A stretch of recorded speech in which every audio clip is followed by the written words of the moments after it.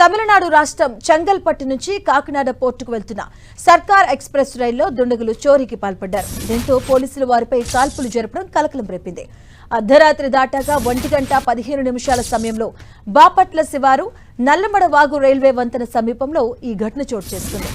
S3, S6 బోగీల్లో నిద్రిస్తున్న ఇద్దరు మహిళల నుంచి 7 తులాల బంగారు ఆభరణాలు దోపిడీ చేశారు. అనంతరం చైన్ లాగడంతో రైలు నిలిచిపోయింది. దుండగులు రైలు దిగి పొలాల మీదుగా బాపట్ల గుంటూరు రోడ్డు వైపు పారిపోతుండగా ఎస్కార్ట్ విధుల్లో ఉన్న రైల్వే పోలీసులు 9 రౌండ్ల కాల్పులు జరిపారు. దుండగుల కోసం అప్పికట్ల బత్తిపూడు పొలాల్లో గాలిస్తున్నారు. సమాచారం తెలిసిన వెంటనే జిల్లా ఎస్పీ ఉమామహేశ్వరరావు రూరల్ పోలీసులను అప్రమత్తం చేశారు. అలాగే ఈ ఘటనలో 6 దుండగులు పాల్గొన్నట్టుగా పోలీసులు చెబుతున్నారు. గత ఏప్రిల్ 19వ తేదీన వేకువజామున అప్పికట్ల సమీపంలోని బెంగళూరు నర్సాపూర్ వీక్లీ ఎక్స్ప్రెస్ లో నిద్రిస్తున్న మహిళల మెడల్లో నుంచి 130 గ్రాముల బంగారు ఆభరణాలు దొంగలు అపహరించారు.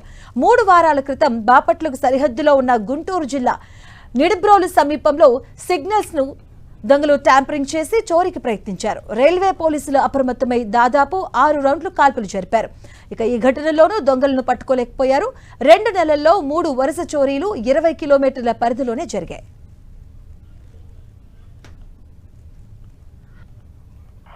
ఎవరైతే పారిపోతున్నారో దుండగులపై కాల్పులు జరపడం జరిగింది. SLR వెపన్తో 9 రౌండ్స్ కాల్పులు జరపడం జరిగింది. అయితే ఇప్పటివరకు మనకి ఒక ఇంజుర్డ్ కానీ ఎవరైనా గాయపడినట్టు కానీ మనకి సమాచారం లేదు. గాలింపు చర్యల ద్వారా లోకల్ పోలీస్ మరియు RPF, GRP కలిపి ఈ యొక్క నేర స్థలానికి చుట్టూ ఉన్నటువంటి తోటల్లో మరి పొలాల్లో ముద్దాయిలు పారిపోయిన ఏరియాల్లో గాలింపు చర్యలు జరుగుతూ ఉన్నాయి. సుమారు 5 టీంలు పోలీస్ టీంలు గాలింపు చర్యల్లో పాల్గొని చేస్తూ ఉన్నారు. త్వరలో దుండగులను పట్టు